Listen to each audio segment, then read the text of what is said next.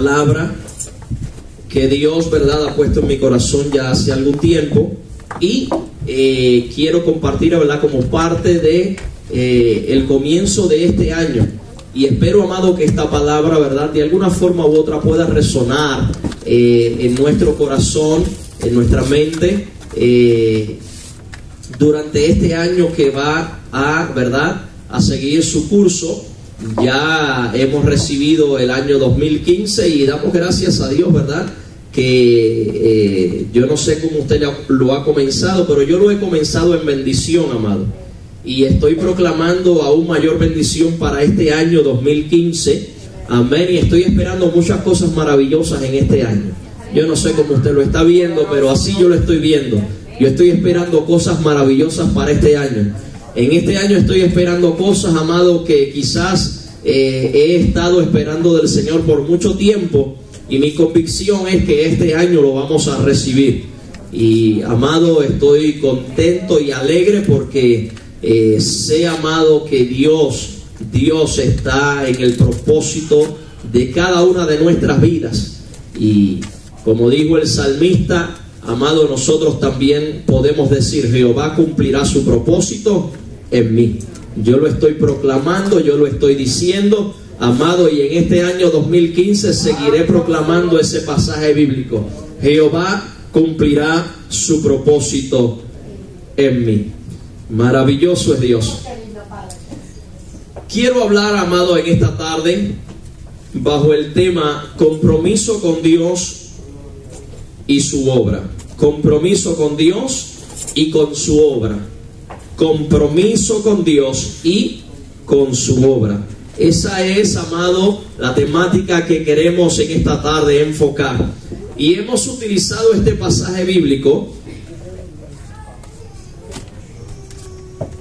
porque si hay un pasaje en la Biblia que habla o que enseña lo que es compromiso, además de otros que también podemos utilizar, pero uno de los pasajes que podríamos encontrar en la Biblia para hablar de compromiso, creo que precisamente es ese que acabamos de leer en el capítulo 14 del libro de Lucas. Allí nos habla, en algunas Biblias probablemente, ¿verdad?, haya un subtema allí en ese pasaje bíblico que encabeza diciendo, ¿verdad?, por lo menos la Biblia que yo estoy utilizando, encabeza diciendo lo que cuesta seguir a Cristo. Lo que cuesta seguir a Cristo. Entonces, cuando habla ese subtema ahí, ¿verdad?, que claro, cuando usted podría analizar, ¿verdad?, un texto original de las Escrituras, y no va a tener eso ahí. Eso se puso más adelante, ¿no?, cuando la Biblia fue organizándose en la forma que usted y yo la conocemos hoy.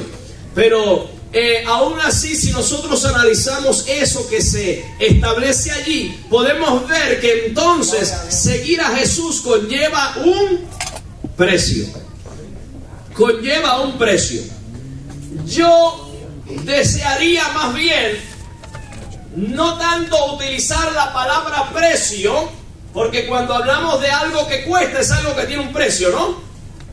Pero yo quisiera utilizar más bien la palabra compromiso, porque, amado, aunque de alguna forma u otra pareciera que cuesta seguir a Jesús, la realidad es que el precio de la salvación ya fue pago en la cruz del Calvario por Cristo Jesús. Entonces, simplemente lo que nosotros debemos hacer, lo que nosotros debemos comprender y entender, que cuando venimos a Jesús, nosotros entramos en un compromiso con Él. Y todos sabemos lo que, ¿verdad?, o al menos la mayoría de nosotros entiende lo que es un compromiso. Un compromiso es un acuerdo, ¿no? Cuando yo pensaba en compromiso, yo estaba recordando el día que yo fui a comprometerme con mi esposa. Y yo estaba recordándome que en esa ocasión yo fui a la casa con una sortija de compromiso. Yo no sé cuántos pasaron por eso, pero yo pasé por eso. Y yo fui a la casa con la mentalidad de que la relación de amistad que había entre ella y yo iba a entrar en una estuviera en una dimensión diferente, en algo que sería aún más serio, porque mis intenciones eran precisamente pues pasar el resto de mis días con ella. Esa era mi intención y sigue siendo mi intención. Y ese día yo fui con la mentalidad de ser recibido, ¿verdad?, por ella y también por los padres. Yo tuve la bendición que yo creo que me gané a los padres, o especialmente a la mamá antes que a ella misma, y tuve esa bendición. Aunque a veces, ¿verdad?, me pongo a bromear en la familia y a veces digo que mi suegro a veces me miraba así medio extraño, porque imagínense, yo era un muchacho que venía ¿verdad?, recién convertido, venía del mundo y quizás él miraba a su muchacha y me miraba a mí y decía, yo tengo que guacharlo bien, como dicen en Spanglish por ahí, ¿verdad? Tengo que vigilarlo bien. Y claro, pues yo entendía, imagínense, la niña de sus ojos, pues yo entendí y comprendía eso. Y entendiendo eso, pues yo, ¿verdad?, me puse en su lugar y yo decía, bueno, si yo tuviera una hija, pues también yo creo que estaría en la misma posición que él está. Y traté de entender eso, así que traté de ser lo más, ¿verdad?, lo más, ¿cómo diría?, traté de entenderlo, ¿verdad? Traté de entenderlo, comprenderlo y traté de ponerme en su lugar y ser lo mejor que podía ser, ¿verdad?, para que él estuviese tranquilo y no fuera, ¿verdad?, a ponérsele el cabello más blanco. Aleluya, gloria al Señor. La cosa es, amado, que mi intención era entrar en un compromiso, y un compromiso decía que es un acuerdo, y ese acuerdo es un acuerdo de dos partes, ¿no? Porque sería difícil comprometerse con una persona que no quiera comprometerse con usted. Eso como que no funciona, ¿verdad? Como que no trabaja. Para que haya un compromiso tiene que haber un acuerdo. Entonces es algo que trabaja entre dos personas o puede trabajar entre más personas. Pero en este caso, hablando de una relación entre dos personas, pues para que funcione ese compromiso, las dos personas tienen que estar en un acuerdo. Entonces, yo traté de usar las palabras más bonitas, más correctas, para ir donde mi esposa, que en aquel tiempo, ¿verdad?, pues simplemente éramos amigos, y doy gracias a Dios que ella dijo que sí. Y yo estoy seguro que ella no se arrepiente de haber dicho que sí. Yo tampoco me arrepiento de haber comprometido mi vida con ella. Lo importante es, amado, que es un acuerdo. Es un acuerdo. Y ese acuerdo, amado, lleva concesiones. Y cuando hablo de cosas, ¿verdad?, como esta, para hacerlo de una forma un poquito más puertorriqueño, lo que, amado, hay en un compromiso son acuerdos que tienen que llevarse al pie de la letra, de acuerdo a cómo se han tomado esos acuerdos. Por ejemplo, si yo en el compromiso que hice con ella, mi intención fue estar con ella por el resto de mis días, mi acuerdo, mi parte es cumplir con lo que yo le prometí. Ese fue mi compromiso, esa fue mi promesa. Quiero estar contigo todo el resto de mi vida. Quiero compartir mis días contigo. Pues mi compromiso, mi acuerdo debe ser cumplir con eso que le prometí. De igual forma, pues ella también, ¿verdad?, prometió lo mismo. Entonces, son acuerdos que se toman y deben llevarse a práctica para que la relación trabaje y funcione. De romperse los acuerdos, entonces la relación entra en problemas. Pero no voy a entrar en esa parte sería para otra ocasión. Más bien quiero detenerme en lo que es el compromiso. Por tanto, cuando leemos este pasaje bíblico, nos damos cuenta que cuando venimos al Señor Jesús, todos entramos en un compromiso. Todo el que viene a Jesús, todo el que entrega su vida y su corazón al Señor, automáticamente entra en un compromiso. O sea, no es algo que funciona con unos y con otros, no. No, amado hermano, de acuerdo a lo establecido en la palabra de Dios, todo el que viene a Cristo Jesús entra automáticamente en un compromiso.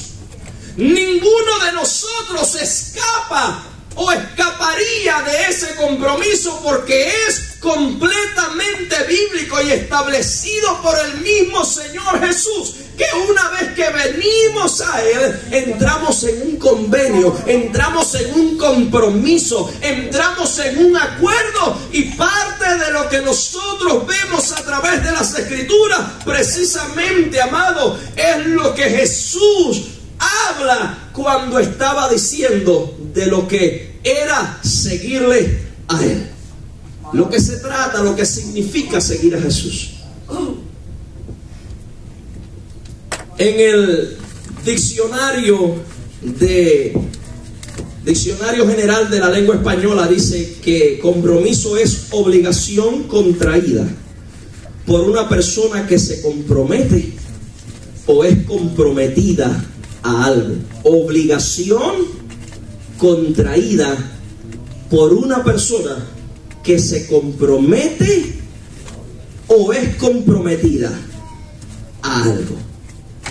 Entonces todos tenemos una obligación. Todos tenemos una obligación. O sea, no es algo de que si deseamos o queremos, no, es una obligación, es un compromiso. Es un compromiso. Y yo quiero ir a través de la Biblia, amado, por ciertos pasajes bíblicos. El primero que quiero usar es en el libro de Juan, capítulo 1. Si usted quiere buscarlo, lo puede buscar, o si quiere hacer alguna anotación de estos pasajes bíblicos y luego usted hace un estudio personal en su casa, lo puede hacer también. Pero quiero ir por varios pasajes bíblicos conforme al tiempo nos ayude. Y quiero, amado, utilizar estos pasajes bíblicos para dar más fuerza y fundamento a lo que estamos diciendo. En el libro de Juan, capítulo 1, verso 11 y verso 12 dice, vamos a leer hasta el 13, perdón. Dice Juan, el Evangelio de Juan, capítulo 1, verso 11 al 13, dice: a lo suyo vino. ¿A qué vino Jesús? A buscar y salvar lo que se había perdido. A lo suyo vino, mas los suyos no le recibieron. Otras versiones dicen: y los suyos no le recibieron, porque se estaba refiriendo al pueblo de Israel cuando habla a los suyos, porque Él vino primero. Jesús lo dijo claramente: yo he venido primero. Se lo dijo a la mujer sirofenicia, ¿verdad? ¿Se acuerdan? Yo he venido primero para las ovejas perdidas del pueblo de Israel. Dice: y los suyos, o sea, el pueblo de Israel, no le recibieron. Pero el verso 12 dice: mas a todos los que le recibieron. ¿Cuántos en esta tarde les han recibido? Todos podemos levantar la mano en esta tarde. Si usted le ha recibido, si Jesús es su Salvador, es su Redentor, es su Señor, usted puede decir: yo le he recibido, yo le he recibido en mi vida. Aleluya. Mas a todos los que le recibieron, a los que creen en su nombre. Y cuando habla de creer aquí, no es como creen los demonios, porque los demonios también creen. Está hablando de creer en el sentido, amado, fundamental de que aquel que cree en Él ya no vive como antes vivía, sino que ahora vive de acuerdo a la nueva criatura que ha sido de acuerdo a lo que Dios ha hecho en su vida. Segunda de Corintios, ¿verdad? 5:17. De modo que si alguno está en Cristo, nueva criatura es. Las cosas viejas pasaron, he aquí todas son hechas nuevas. Eso es creer en Jesús.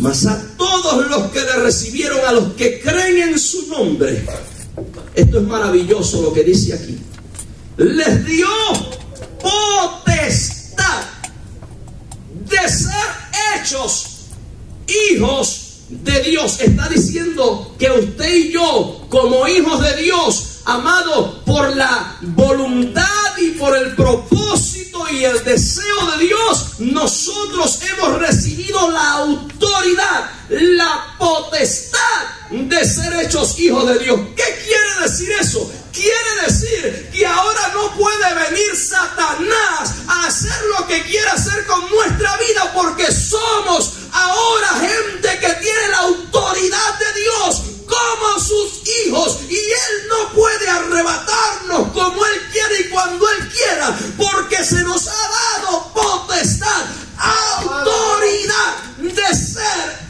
hechos hijos de Dios. Entonces el que viene a Cristo no puede ser arrebatado por Satanás.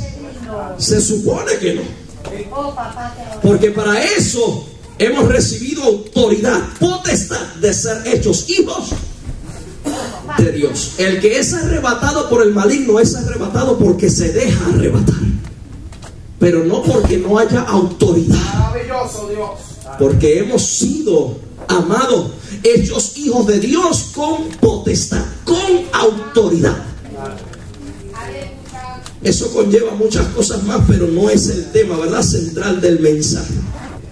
El verso 13 dice: los cuales no son engendrados de sangre, ni de voluntad de carne, ni de voluntad de varón, sino de Dios. Ahí está la clave del por qué, amado, nosotros hemos sido hijos, hechos hijos de Dios con autoridad, con potestad. Porque es que Dios está siendo el autor de todo esto. Por eso la iglesia, amado, por más que pasen los años, la iglesia siempre será la iglesia. No importa lo que pase, no importa lo que atravesemos, no importa lo que golpee a la iglesia, no importa lo que se levante a nuestro alrededor, la iglesia de Cristo siempre será la iglesia de Cristo. Amén, aleluya. Por eso Jesús mismo dijo que las puertas del Hades no prevalecerán contra la iglesia, porque está fundada sobre Cristo, sobre Dios mismo. Quiere decir, amado, que entonces si los que han creído son hijos de Dios, todos, absolutamente todos, entramos en el compromiso. No puede quedarse nadie afuera. Imposible, imposible. Nadie puede quedarse afuera. Pero vamos a otro pasaje bíblico, Deuteronomio. Vayamos a Deuteronomio. Perdón, Deuteronomio capítulo 6. Deuteronomio capítulo 6.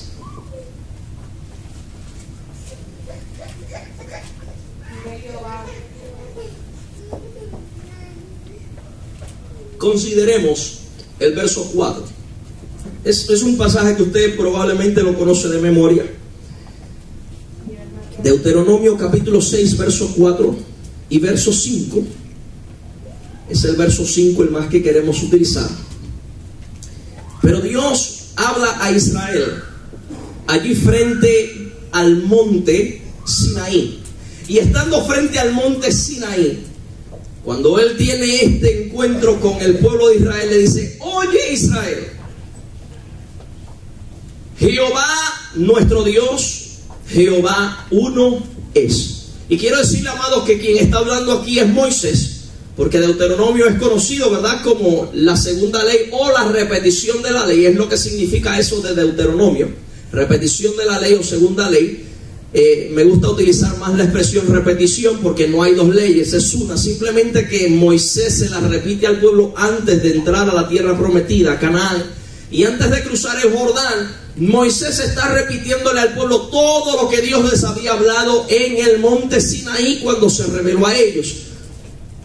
Y en el monte Sinaí, frente allí, de aquel monte, Dios le dijo a Israel: y amarás a Jehová tu Dios de todo tu corazón, de toda tu alma y con todas tus fuerzas. Fíjense que está hablando del todo del hombre.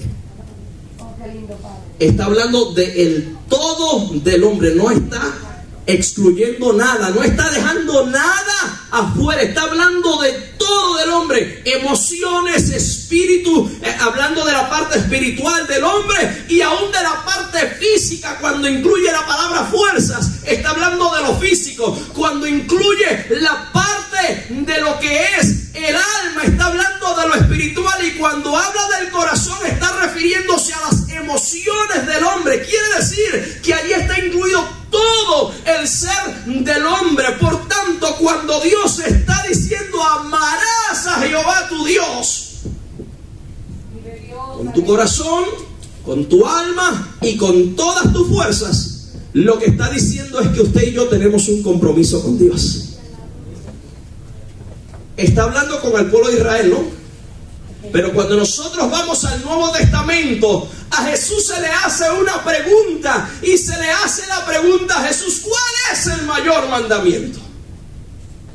Y Jesús, la expresión bíblica que utiliza precisamente es, comenzando con esto: amarás a tu Dios sobre todas las cosas y a tu prójimo como a ti mismo.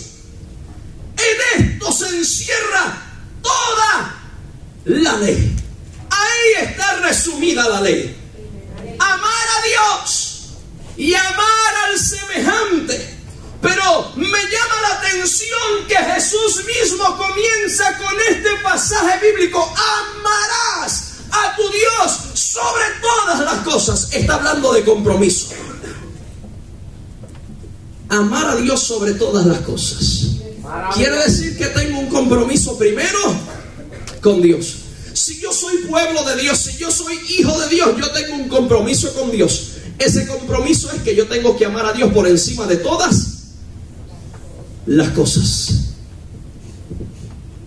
Y esa es una de las partes más complicadas a veces del Evangelio. Amar a Dios por encima de todas las cosas es la parte que más difícil, o una de las partes que más difíciles se le hace a mucha gente. Porque ¿qué cuando Dios nos pide algo que de alguna forma u otra va en contra de lo que siente nuestro corazón? Podemos pensar en Abraham. ¿Se acuerdan de Abraham? Abraham, ve y sacrifica a tu hijo. Sacrifícame a tu hijo, al de la promesa. ¿Cómo se sentiría Abraham?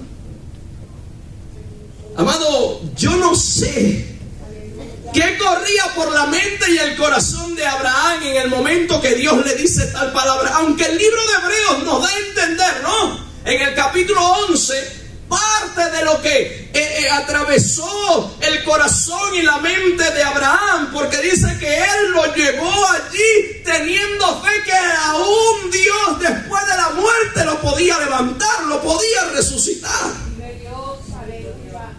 Pero ¿qué más habrá corrido por la mente y el corazón de Abraham? ¿Cuántos años esperó Abraham para un hijo? ¿Sabe cuándo vino Abraham a gozar de la bendición de un hijo? A los 100 años de edad. ¡Qué impresionante! ¡Wow! Sara tenía 90, ¿verdad? ¡Qué impresionante!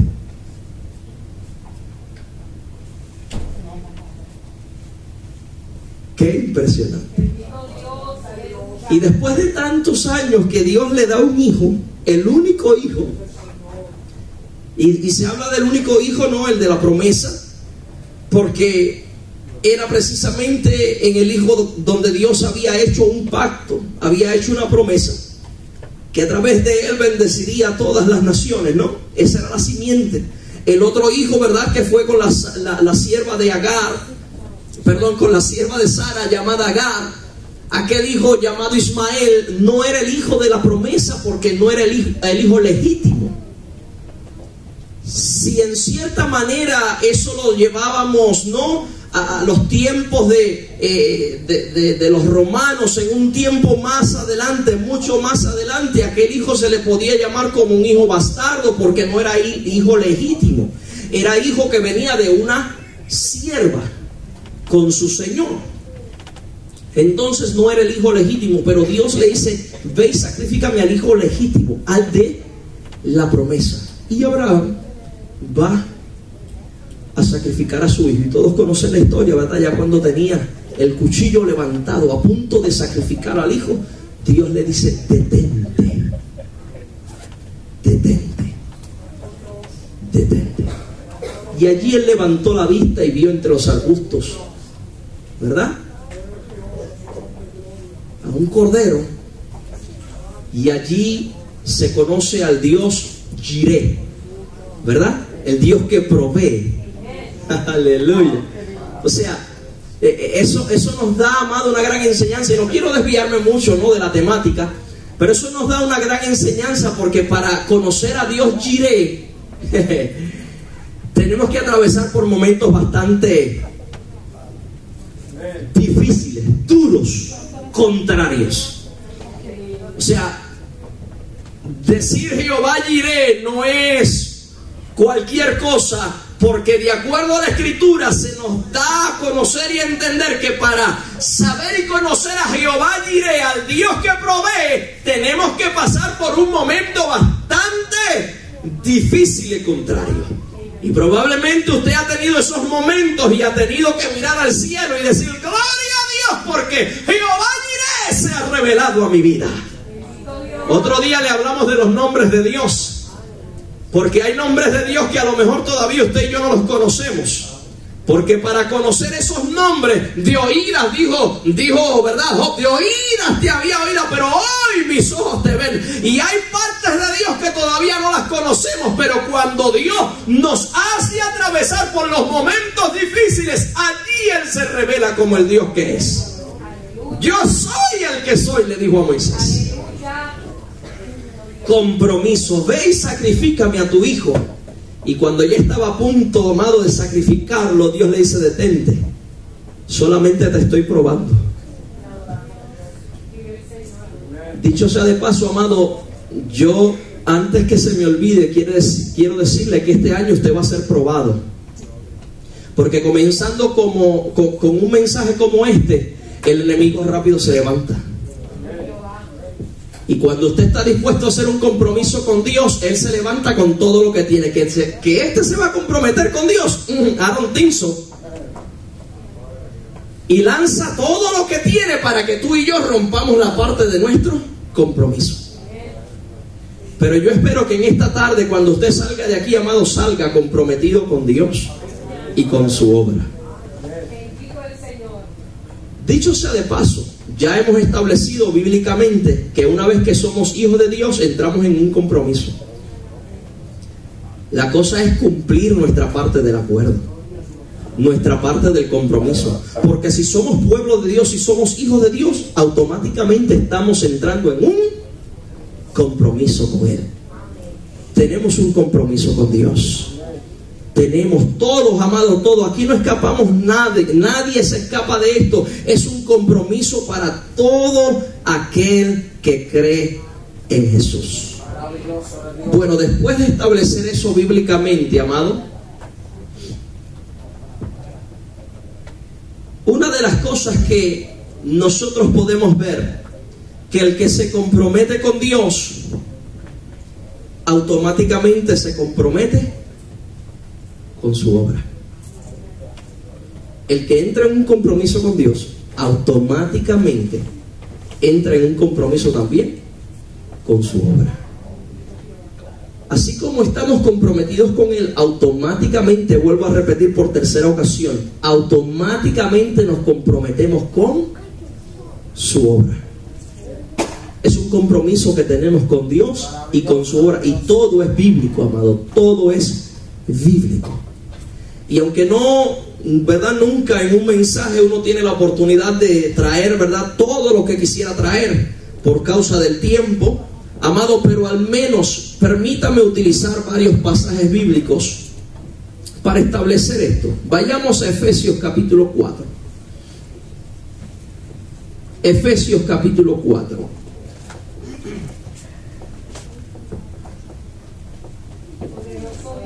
Maravilloso es nuestro Dios.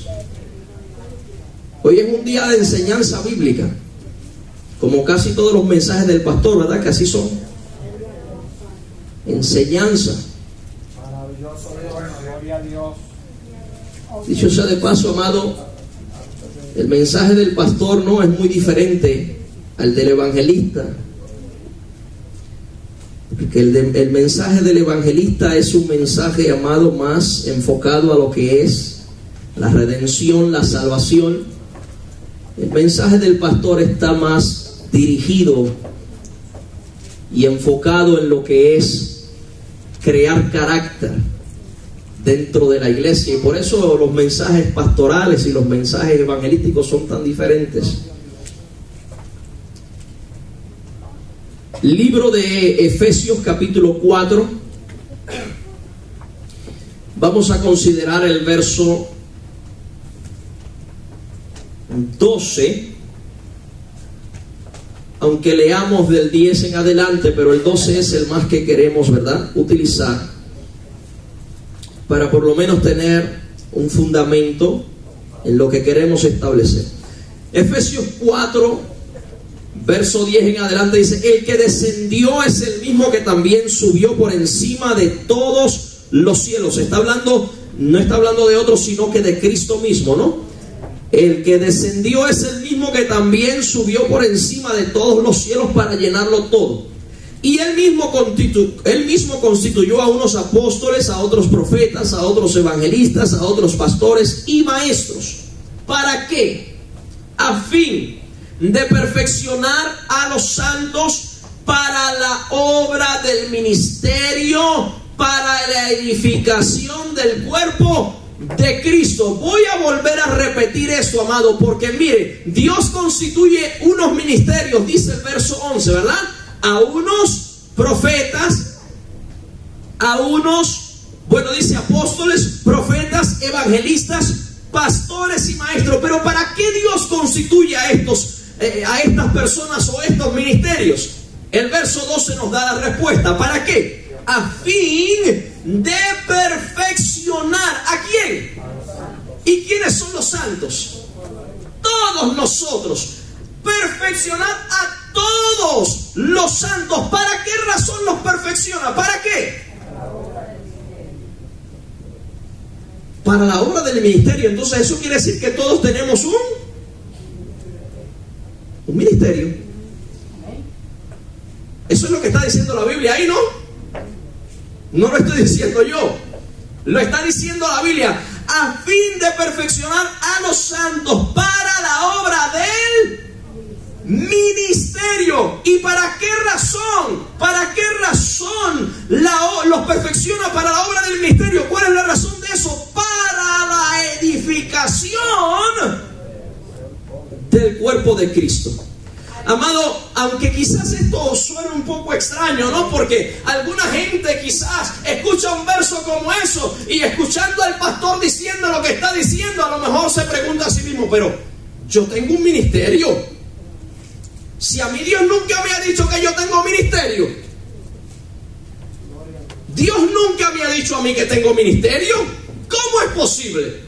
Y el problema es, amado, que hay muchas expresiones bíblicas que se han sacado por mucho tiempo de contexto. Y hoy hay gente que habla de ministerio, y no me malinterprete con lo que voy a decir, amado, voy a tratar de poner esto en la forma correcta. Hay gente que escucha la palabra ministerio y piensa en una silla más alta que todos los demás. Oh, yo quiero ministerio, y están pensando en una silla alta que está por encima de todo el mundo. Es una palabra sacada de contexto en una forma, amado, demasiado extrema, a tal modo que mucha gente ha olvidado, no entiende entiende lo que es la palabra ministerio. Ministrar lo que significa es servir. Y sabe la enseñanza de Jesús acerca del ministerio. Él un día, junto a sus discípulos, se quitó o tomó, debo decir, amado, una toalla, se la puso sobre de él, se arrodilló probablemente para comenzar a lavar los pies de sus discípulos. Estamos hablando del Dios creador del cielo y la tierra. Estamos hablando del Señor, no del siervo. Estamos hablando del que es máximo sobre todas las cosas. Y Él se arrodilló. Probablemente digo se arrodilló porque tenía que lavar los pies de sus discípulos. Y allí Él comenzó a lavar, a enjuagar los pies de sus discípulos. Eso es ministrar. Eso es servir. Y lo impresionante es que cuando Jesús hace tal cosa, dice: ejemplo os he dado. Y hablando acerca de esto, de posición, Él dice: en el cielo, el que quiere hacerse mayor, tiene que ser menor entre vosotros.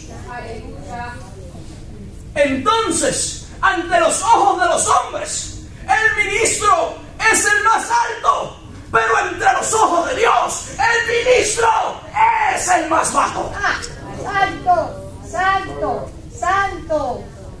Si yo quiero ministerio, estoy diciendo: yo quiero ser más humilde, quiero ser más sencillo, quiero estar más con mis pies sobre la tierra y no volando por las estrellas.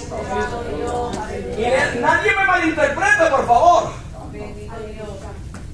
Porque cuando hablamos de ministerio, estamos hablando de uno de los lugares más importantes que hay sobre la faz de la tierra. Hay personas que han tenido la oportunidad de estar en los lugares de gobiernos más importantes de la tierra y han decidido y preferido ser ministros de la palabra de Dios, entendiendo que no hay posición y lugar más maravilloso y más glorioso que ser servidor del Dios Altísimo. Ministrar, amado, es servir. El problema es que la teología, discúlpeme la expresión que utilizo, pero la teología barata que hoy día se enseña en muchos lugares es que el ministro es el que tiene que ser favorecido por todo el mundo. El ministro no sirve, el ministro debe de ser servido. ¿Dónde en la Biblia encuentro eso? Aleluya. No. La Biblia establece que el que tiene ministerio es el que sirve. Y por eso siempre que hablo de esto me acuerdo de la expresión del pastor Monserrate, que él decía y siempre me quedé con eso: aquí el que no sirve, no sirve. Oh, qué lindo, papá.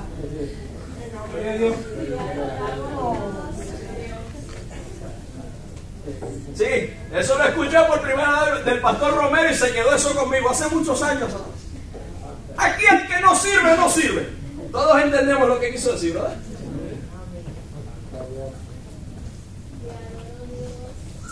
Quiere decir, iglesia, que todos nosotros tenemos una parte ministerial que llevar a cabo.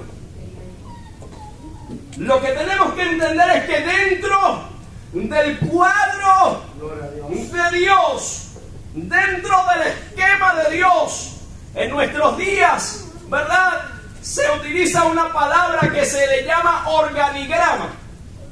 Un organigrama es un esquema que acomoda a cada persona en su lugar de acuerdo a su posición jerárquica o de autoridad en su organización, en su trabajo, puede ser hasta un mismo dentro de la iglesia. Y dentro del propósito divino, Dios también estableció, si podemos utilizar esa palabra hoy, un organigrama. Yo le llamaría bíblicamente una jerarquía de gobierno. Porque esas dos palabras son bíblicas. Jerarquía de gobierno. Y en este caso, jerarquía de gobierno divino. Porque es establecido por Dios, señalado y escogido por Dios, y Dios capacita y dota a las personas para llevarlo a cabo. Si usted va a uno de los empresarios más sobresalientes de nuestros días y más exitosos, y usted compara la forma de ellos escoger a sus mejores personas para los mejores trabajos, y usted compara eso con la forma de ministerio y de liderazgo de Jesús, se va a dar cuenta que los dos funcionan totalmente contrarios. Porque cuando Cristo escogió a sus discípulos, escogió lo que ningún líder sobre la faz de la tierra escogería. ¿Cómo es posible que por líder máximo para la empresa más importante del mundo, Dios escoja a un hombre que es pescador, no tenía letra, era del burgo, y Dios le dice: tú serás el líder de la iglesia? Gloria al Señor, aleluya. ¿Cómo es posible? Si hoy cuando usted va a aplicar por un trabajo, lo menos, y yo no sé cómo están las cosas hoy día, pero yo creo que la última vez que yo fui a aplicar en un trabajo, lo menos que le piden es un cuarto año. Y para poder trabajar en ciertas empresas, lo menos que usted puede tener es un bachillerato. De ahí en adelante tiene que tener maestría, doctorado y cuantas cosas más. Y algo bien contrario, porque entonces cuando va a aplicar otro trabajo y usted pone todo eso y dice: no, usted está por encima de lo que nosotros necesitamos, no lo podemos contratar. Pero cuando estamos hablando del propósito y del plan de Dios, Dios trabaja muy diferente. Y Dios, amado, en el compromiso que entra con nosotros y nosotros con Él, tiene un propósito específico para cada uno de nosotros. Y sabe, amado, lo que usted hace, yo no lo puedo hacer. Yo puedo tratar, pero no me va a quedar tan bien como usted. Voy a repetirlo otra vez. En el propósito y el plan de Dios, Dios tiene algo con cada uno de nosotros específicamente. Y lo que usted puede desarrollar, lo que usted puede hacer, yo no lo puedo hacer tan bien como usted. Yo puedo y usted puede en algún momento dado llevar a cabo algo por causa de necesidad, pero no va a salir tan bien como cuando la persona que está estampada por Dios para eso, lo va a hacer.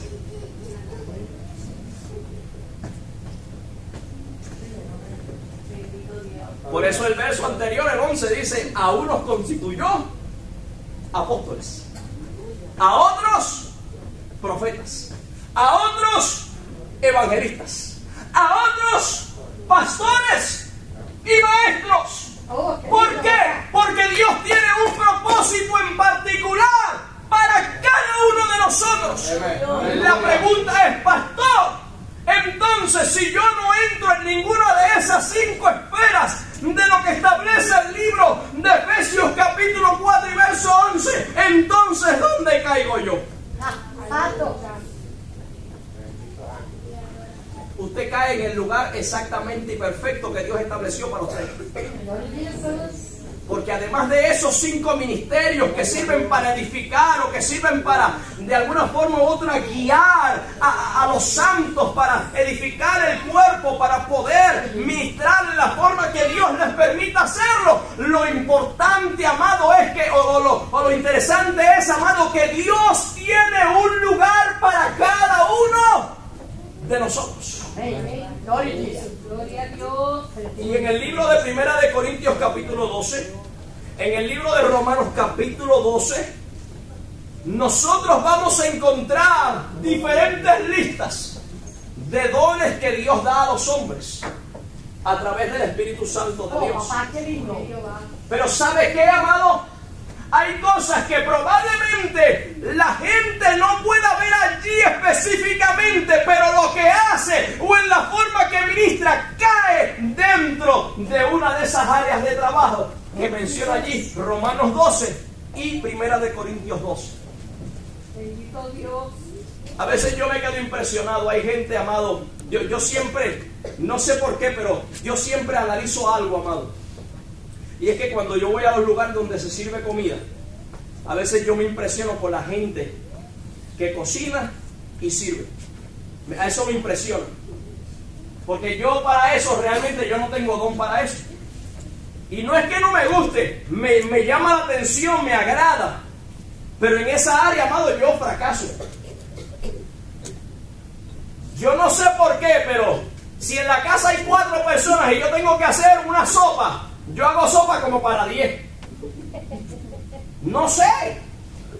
Pero hay gente que son tan, ¿verdad?, tan meticulosos en todo eso.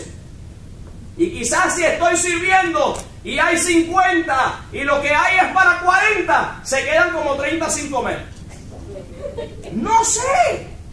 O sea, no tengo esa capacidad. Y no es que no me gusta servir, pero hay áreas donde no sé servir. No tengo esa capacidad. Pero a veces veo a personas, amados, que llegan 50 personas y la comida es para 30 y la comida da, todo el mundo se llena y sobra. Y yo digo, ¿pero cómo? Es que Dios es así. Cuando Dios sabe dónde la gente hace falta para trabajar, Él los ubica y los capacita, los dota para llevar a cabo esa labor. Por eso todos tenemos un compromiso con Dios. Siempre recuerdo el testimonio de un pastor muy reconocido, que él decía, mi padre no era un gran teólogo reconocido. Mi padre no era una persona muy reconocida, pero mi padre tenía algo, y era que en su trabajo él tenía un compromiso. Y a mí me agrada en la forma como él lo ponía, porque él decía, mi padre era una persona que limpiaba, yo creo que era en las escuelas, limpiaba en las escuelas, y él, cuando le tocaba la hora del mapo, él bailaba con el mapo. ¡Oh, santo! ¡Oh, qué lindo! De eso yo no sé mucho porque yo nací con 2 pies izquierdos. Eso es un decir en Puerto Rico, ¿sabes? No vaya a pensar que yo compro 2 zapatos del mismo. Es un decir. Eso se dice para la gente que no, ¿verdad? No se puede mover bien. Así yo nací así con eso. Ese defecto, con 2 pies izquierdos. Para que hacen eso. La cosa es que él decía, mi papá bailaba con el mapo. Lo que él quería decir era que su padre, cuando hacía y desarrollaba su trabajo, lo hacía con tanto compromiso que lo hacía perfectamente. Y cada uno de nosotros, amados, sabe hacer algo, puede hacer algo en la obra de Dios. Pero todos tenemos que estar comprometidos. Primero con Dios y luego con su obra. Hay muchos personajes bíblicos que yo le podría traer, amado, están allí, pero no tengo el tiempo para hacerlo. Lo importante, amado, es que en esta tarde yo anhelo y deseo que usted se vaya en su corazón meditando y pensando que estamos comprometidos con Dios y también con su obra. Y Dios está contando con todos nosotros. Dios nos necesita a todos. ¿Sabe que analizando la carta del apóstol Pablo a Timoteo, me topé con algo que hace mucho tiempo lo he estado analizando y hasta he predicado acerca de ello? Pero hay algo con lo que me topé en estos días que me puso a pensar. Y es que el apóstol Pablo le dice a Timoteo, en una casa hay muchos utensilios. Vaya conmigo, vaya conmigo. La carta a Timoteo, vaya conmigo. Segunda de Timoteo, capítulo 2. Mire lo que le dice el apóstol Pablo a Timoteo. Ya estoy para culminar, amado. ¡Oh, qué lindo! ¡Oh, Lord Jesus! Aleluya.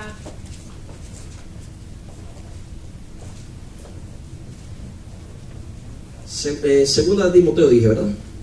Amén. Capítulo 2. Oh, gloria a Jesús.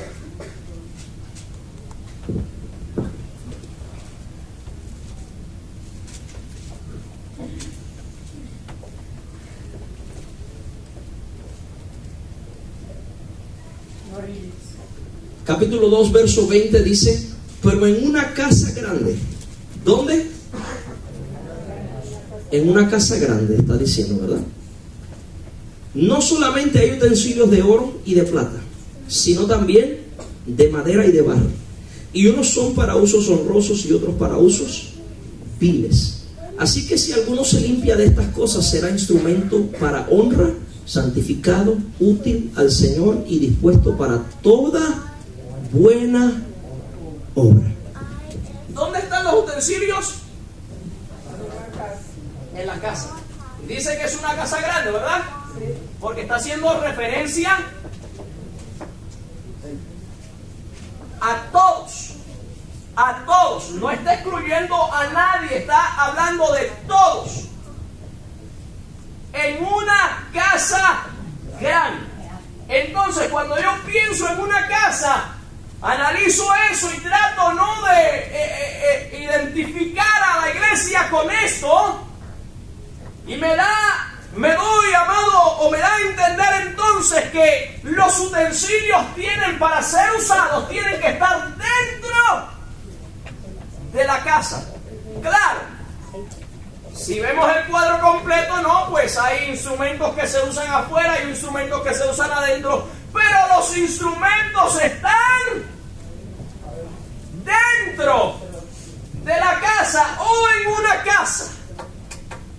Y cuando usted hace referencia a los objetos de los que se está hablando ahí, se va a dar cuenta que para que el instrumento pueda ser usado, tiene que estar en la casa. Si no está en la casa, pues no puede ser usado. Por ejemplo, dentro de la carpintería uno usa diferentes cosas. ¿Sabe que hace unos días atrás llegué al trabajo y cuando llegué al trabajo me acordé que algunos de los utensilios que necesito para trabajar los había dejado en la casa? Y en el trabajo necesitaba los utensilios y decía, tan buenos utensilios y no están a la mano. Tan buenos utensilios pero no están a la disposición. Tan buen provecho que le saco pero no están disponibles. Oh, qué lindo. Funcionan excelente, pero donde están no se pueden usar. ¿Usted entiende eso? Porque hay muchos utensilios que son tremendos, pero lamentablemente no están a la disposición. Pero el que está comprometido con Dios y con su obra, amado, siempre estará a disposición. Dios, ¿para qué me necesitas? ¿Para qué puedo servir? ¿En qué puedo serte útil? Eso se llama compromiso. Porque si Dios pone sobre nosotros un sello, amado, para llevar algo a cabo, nosotros debemos siempre estar dispuestos. Siempre para lo que Dios nos necesite. En una casa grande hay diferentes utensilios. Unos para usos honrosos, otros para usos viles. La cosa es que todos se usan de acuerdo a su uso. Y claro, eso tiene mucho más, amado, que hablar ahí, pero no es, ¿verdad? No, vuelvo y repito, no quiero desviarme de la temática. Lo importante, amado, es que para que los utensilios puedan ser utilizados, tienen que estar a la disposición.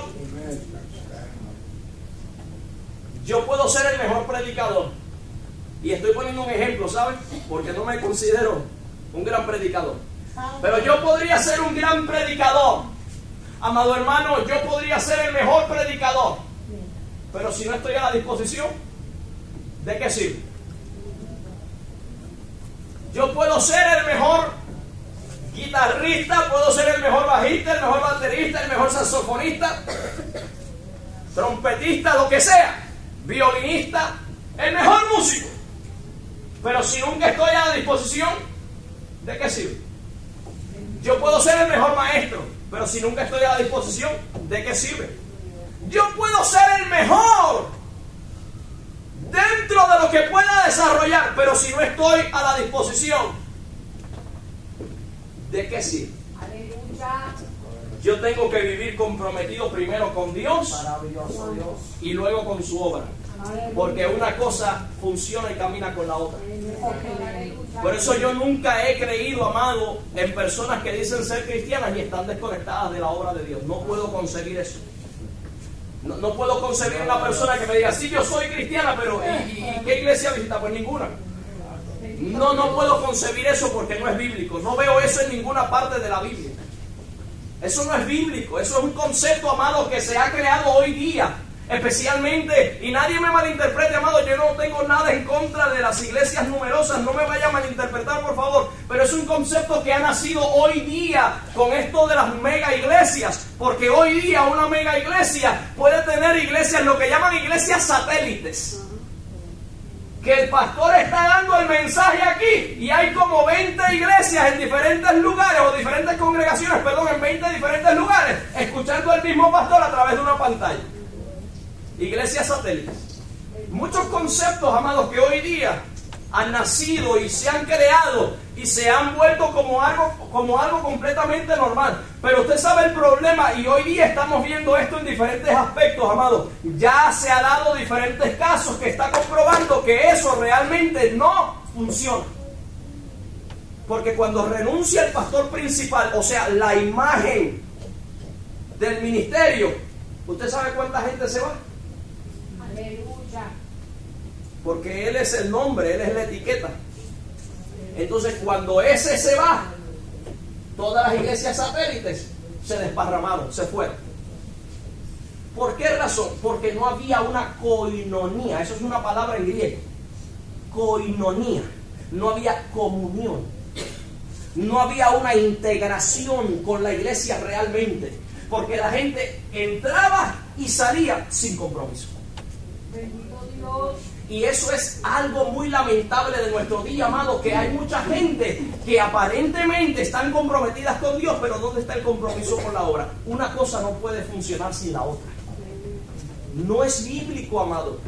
Y vuelvo a repetir, amado, ahí le puedo llevar por diferentes pasajes de la Escritura para comprobar esto con fundamento bíblico. No puede existir tal cosa como un cristiano que no está conectado a la iglesia. Es algo que no es bíblico. Si yo soy cristiano, tengo un compromiso con Dios y tengo un compromiso con la obra de Dios. Es como decir que yo he sido contratado por el Banco Popular, bueno, aquí también hay uno de ellos, por no mencionar ninguna, ¿verdad? Yo trabajar, que me contrataron del Banco Popular.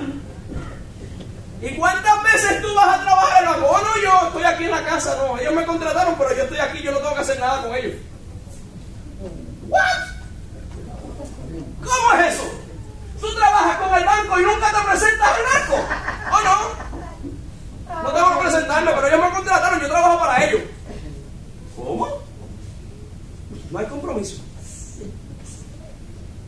Esa es la buena pregunta, ¿verdad? ¿Y cuánto te pagan? Bueno, muchachos, aquí si no se trabaja, no hay paga. Amado, y esa es la realidad que estamos viviendo. Lamentablemente, vuelvo a hacer hincapié o vuelvo, ¿verdad?, a dar con el martillo en el mismo lugar. Por favor, no me malinterprete. Yo no estoy diciendo que tener una iglesia de miles de miembros es algo que es antibíblico. No, por favor, no vaya a pensar que el pastor está diciendo eso. No. Lo que estamos diciendo, amado, es que cuando hay cosas que se vuelven anomalías, que se vuelven como si fueran cosas normales, hay un peligro. Hay un peligro, porque se supone que nosotros como iglesia, número 1, tenemos un compromiso con Dios y número 2, tenemos un compromiso con la obra. Si yo soy hijo de Dios, necesito estar comprometido con la obra. Esa es la forma bíblica, amado. Termino con esto.